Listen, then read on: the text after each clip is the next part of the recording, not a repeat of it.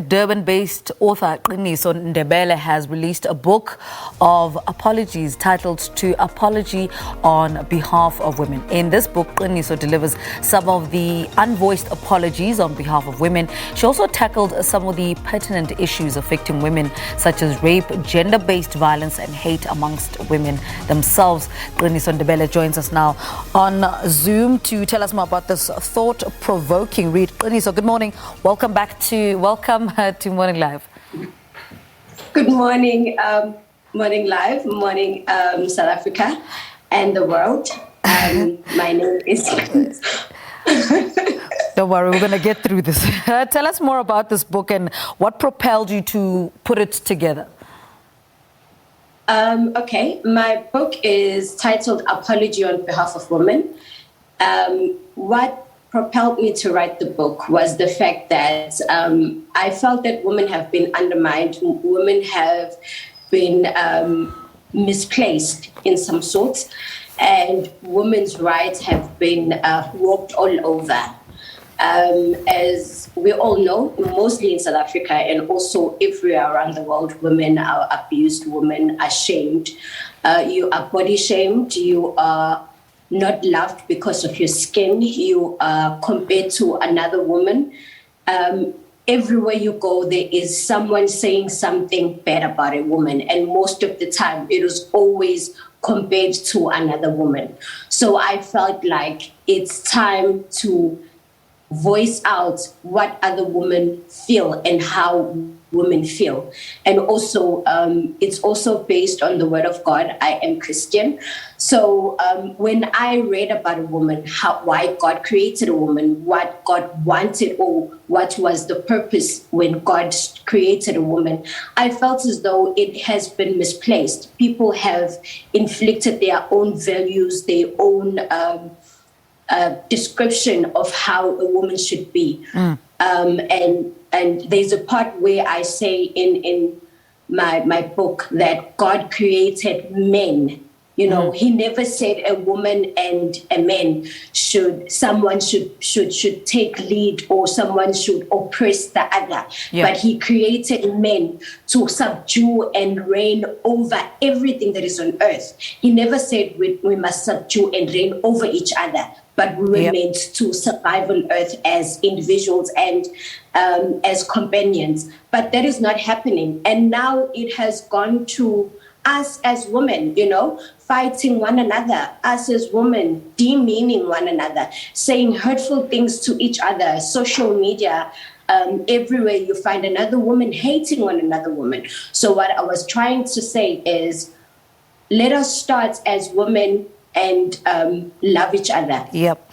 There's also a part in the book where I say I can't wait for a day where I will see a whole huge auditorium or a stadium where it's only women cheering for each other and telling each other it is okay.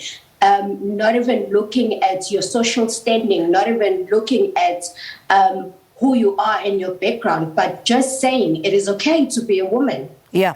Talk to us about the first chapter. It's called Eve. Tell us more about that. Oh, that's my favorite chapter. Okay, what inspired Apology on Behalf of Eve is the fact that, you know, every time when we grow up and when women makes mistakes, it is always referred to Eve. Everyone will always say, Abafazi, you know, Vele, they doing what they're doing because Velu Eve was what betrayed us in the Garden of Eden. What I was trying to express there is that Eve was forgiven by God. Right. God forgave Eve. So what I was trying to say is, can we just lay it to bed now? Eve was forgiven by God. That is why God, after that whole sin that Eve committed, he came down, he said to them, even though it's not extremely elaborated, but he sat down with them and he spoke to Eve and he forgave her. That is why she could bear kids. That is why she could be a mother. And it was an elaboration that we are not perfect. We make mistakes, but mistakes are forgiven. Talk to us about that. One of the most difficult parts in the book is the apology you penned to your mother for being her daughter. Speak to us about that. Okay, that one. It's dedicated to my mother because I didn't be the child that she expected me to be. I believe that she had her own dreams, her own vision of the type of child that she wanted me to become. And then here I am, I become the Qiniso that I am today, which didn't expect. But also it was going to every mom who has carried a child for 9 months and they had dreams about the child. What I was trying to say is that it is very important that when God gives you the partnership, because I call childbearing is a partnership with God. When God permits you to partner with Him to raise a child, you need to know who is this gift that God has given me and what is their purpose. And the only way for you to be able to understand who is this gift is when you have a personal relationship with God as a parent and you understand how God works. And sometimes our parents, they misplace our callings and our purpose on earth by them telling us, I mean, I want you to be a nurse. I want you to be that.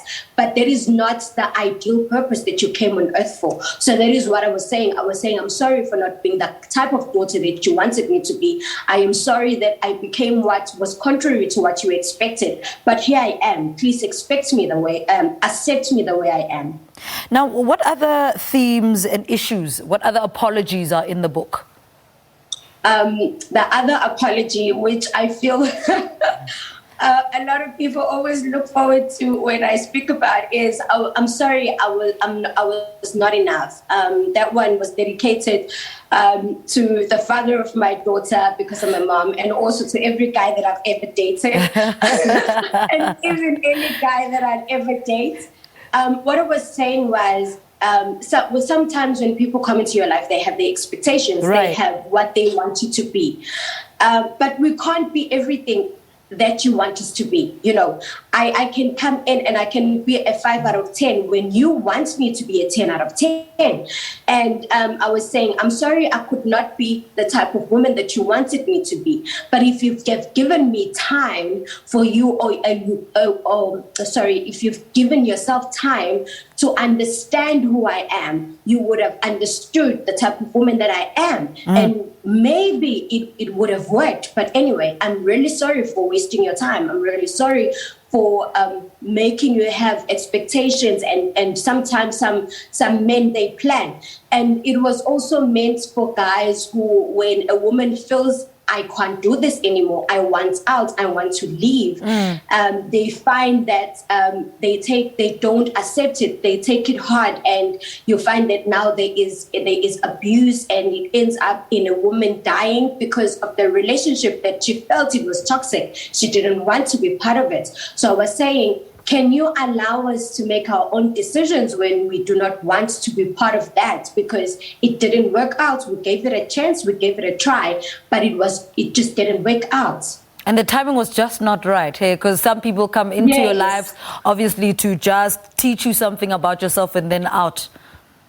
Yes, that's true. Yes, that's true. So I guess some people do not understand that every person that you meet in your life, it's not by chance. It is not by coincidence. You know, it's always predestined that you will meet Qiniso at one point of your life.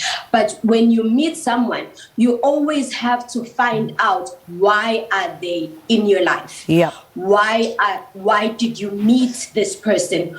Why are you? Why are they in your life? Are they there to stay forever, or are they there to teach you something and leave? All right, that is Qiniso, the problem with things. Yes. Thank you so much for talking to us. Wonderful conversation.